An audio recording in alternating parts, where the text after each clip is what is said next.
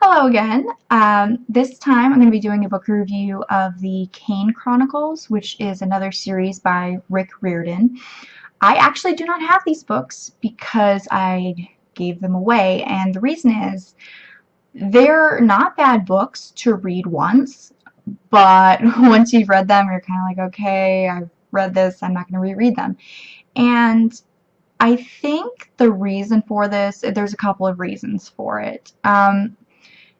It's based on more of the Egyptian mythology. It takes place in Egypt, a lot of it. And Egyptian mythology, while it's still fascinating, and again, I was obsessed with Egyptian mythology, it isn't as well known. And so you find yourself confused a lot of the time. And even though he explains it in the books, you're still sort of taken out of it a little bit because you don't understand it as well.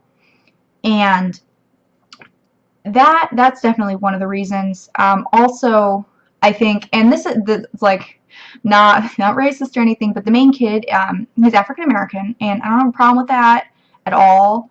But a lot of times when you're reading a book and the main character is a different ethnicity than you, it can be difficult to get into the book. And so maybe like other people might not have an issue getting into this book. It was just, my personal preference.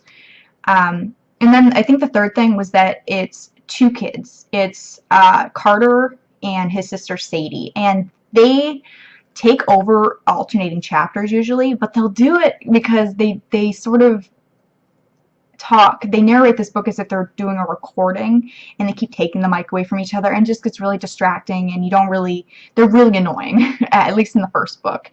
Now, once you get past the first book, you're really interested in the story, so you want to read the second and the third one, and because this is just a trilogy.